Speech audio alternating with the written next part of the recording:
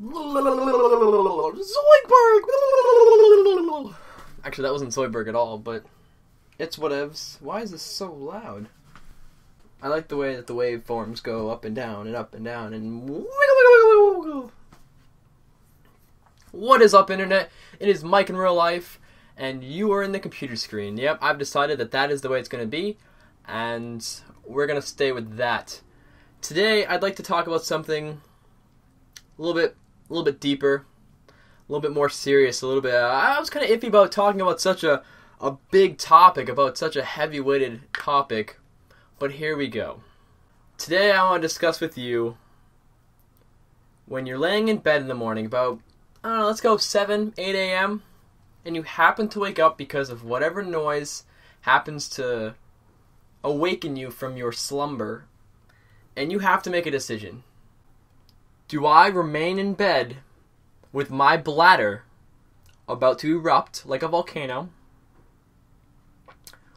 Or do I decide to get up and unravel myself from this cocoon of pillows and blankets and heavenly feeling around you to immerse yourself in the icy breeze that comes with getting out of bed to go to the bathroom and relieve yourself of the pressure built up in your bladder?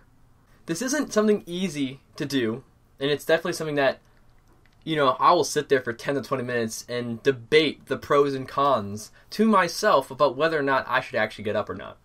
And typically, I would say I just go back to bed. But I've always been worried that one of these times, I may wet the bed. And that's a really scary thing, because I've never have. Don't worry, I have never wet the bed. Or at least not that I remember, of course. I'm sure it may have happened as a small child. But I'm talking like way before kindergarten. And so I don't want to ever wake up in a puddle of my own urine, as lovely as that sounds. But I would love to stay in bed, because it seems to me like when you're the comfiest you can possibly be, something around you has to disrupt that. Whether it's, I don't know, maybe perhaps you have an animal that likes to jump on your lap and then wake you up in the morning, whether it's going to the bathroom, whether it's whatever it may be. Maybe an ambulance is parked out in front of your house and you can hear the sirens, or a fire truck goes by and you're like, no!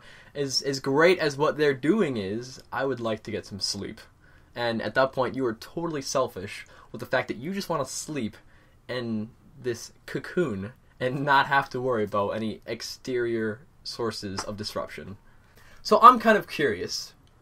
You, as a viewer, do you surrender yourself to the demands of your bladder and relieve yourself of said pressure? Or do you take a stand against all that is wrong in this world, and you go back to bed for maybe another hour or two until you're like, yes, white flag, bathroom, no dispute about it? Because I try. I try as hard as I can to stay in bed as long as I can. Trust me, I go to bed at like 2, maybe 3 a.m. and I get up at like noon, maybe 1 o'clock in the afternoon every day. I know it's not the best. It's actually a terrible sleep schedule. I've been trying to push it back so that it's earlier, so I can wake up earlier, because my parents work from, I don't know, early morning, like 6 a.m. So that's when I get up originally, because when their alarm goes off, I can hear it, I wake up from it. It's ridiculous. And so their noise wakes me up, and then I'm up at 6 a.m. every morning, and I'm like, well, golly, I have myself a debate, and it's tough. It's tough. I know. I've been there. I'm bringing up the conversation. I know what you're experiencing. I go through it every morning. And see, I wouldn't have a problem with getting up and going to the bathroom if, when I got back, I could fall back asleep. But no, of course, that's not the way that we work. Of course, when you get back into bed and you're like, this doesn't feel quite right, and then you wiggle around like a worm for a little bit, and you're like trying to get in that perfect position, and then you think you have it. You think you have that position, but you're wide awake now, and you can't go back to bed. So you try to convince yourself that you're going to go back to bed. So you lay there for 2 hours and you are wide awake the whole time, and it feels like a century has gone by because you were just laying there and you have no idea how to go back to bed, but you're going to try anyways because you regret getting up to go to the bathroom, but you feel so much better now that you have. So I ask you, do you get up and surrender yourself? Or do you go back to bed? Because I try to go back to bed. You know, I'm not trying to get up. I'm trying to sleep in, alright? I'm on break. I'm on winter break for my freshman year in college. I'm trying to sleep in.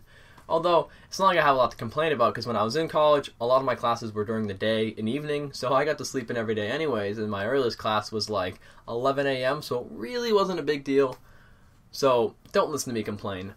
I would love to get up earlier, you know, go for a morning run, love those, and then continue on my day, because I feel like when you wake up early, you feel like the day is longer, although it's not, so you're up about the same time. But normally I hardly get to see the sun that long. It goes to bed at like 5, 6 or something like that, so I only get to see it for a couple of hours. But solutions to this is sometimes I like to not drink water right before I go to bed, because a lot of times I will, because you know, you get thirsty, you just kind of sip away, and then all of a sudden you got to go to the bathroom in the morning, and that's always a pain. So I try not to drink before I go to bed, but sometimes it gets the best of me. Sometimes my demands, my immediate relief, my immediate pleasure takes over the long run, and then so I don't get to sleep in because I chose to drink water at that point in time. And there you have it. Sleeping versus peeing. It's a really heavy topic. I know. It's devastating. It is going to take... if you would allow me to, I'd like to take a moment of silence for all those times that we have to get up without going back to bed. Alright, cool. Thank you. Thank you for watching. Sleeping versus urinating. The great debate. Anyways, check in tomorrow. I'll have some more for you guys. But until then, have a beautiful day. You're all lovely looking today. I noticed. I know. It was something with your hair. You did something different with your hair, I know. No? No? Alright, well, you still look pretty good.